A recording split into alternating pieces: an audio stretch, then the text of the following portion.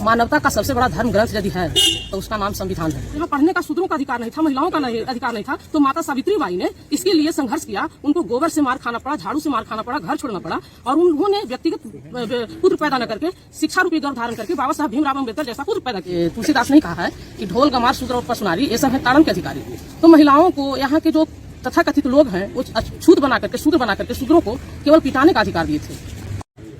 बीते दिन बिहार सरकार के माननीय शिक्षा मंत्री प्रोफेसर चंद्रशेखर जी ने रामचरितमानस के कुछ अंशों के सत्यता को मीडिया के सामने रखा।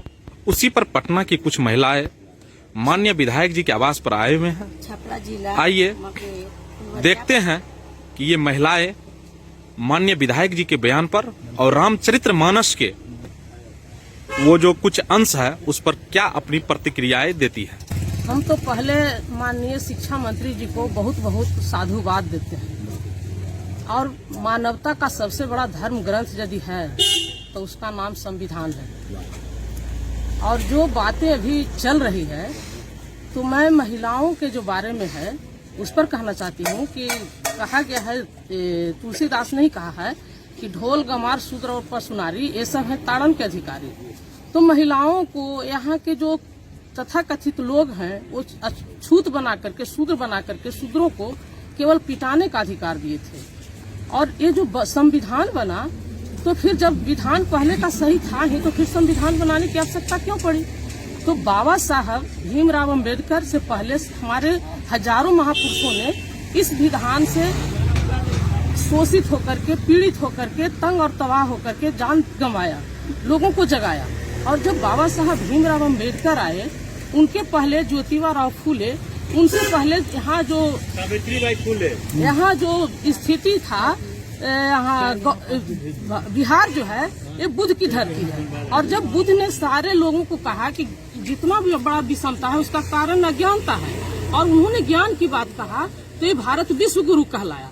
और बुद्ध के मार्ग को अपनाते हुए ज्योतिबा राव फूले ने बहुजनों की एकता किया। और यहाँ पढ़ने का शूद्रों का अधिकार नहीं था, महिलाओं का अधिकार नहीं था, तो माता सावित्री बाई ने इसके लिए संघर्ष किया। उनको गोबर से मार खाना पड़ा, झाड़ू से मार खाना पड़ा, घर छोड़ना पड़ा, और उन्होंने व्यक्तिगत पुत्र पैदा न करके शिक्षा रूपी गर्भ धारण करके बाबा साहब भीमराव अम्बेडकर जैसा पुत्र पैदा किए।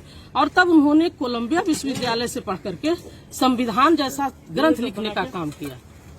जी बोले। और इस संविधान के तहत आज जब शिक्षा मंत्री अब संविधान की बात बोल रहे हैं, सारे शोषित वंचित महिलाओं के हक और अधिकार की बात जब बोल रहे हैं, तो इनको जिह्वा काटने की जो बात कर रहा है, तो मैं संविधान के अनुसार वैसे जो अपने आप को संत कहता है वो संत नहीं, पागल है।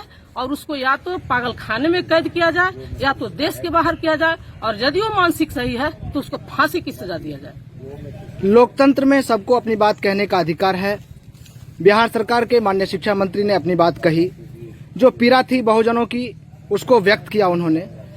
जो लोग जीभ काटने की बात करते हैं उस पर कोई कार्रवाई नहीं। उत्तर प्रदेश में अभी भाजपा की सरकार है, वहां के मंत्री राम जी के बारे में अनाप शनाप, उन पर कोई कार्रवाई नहीं। लेकिन बिहार सरकार के शिक्षा मंत्री पर इस्तीफा देने की मांग हो रही है, इस पर आपको क्या कहना है?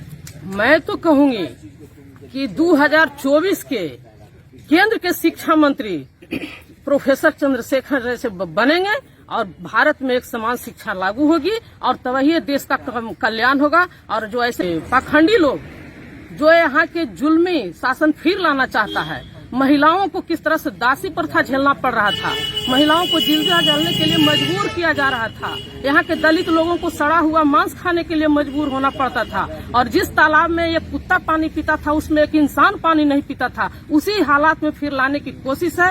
ऐसे जितने भी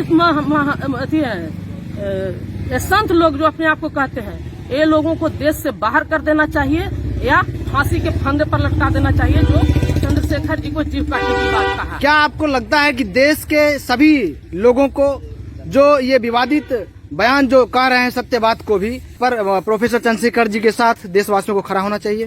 पूरे देश की सारे जो शोषित पीड़ित वंचित तबका है, सारी महिलाएं हैं जो इनके साथ खड़ा है।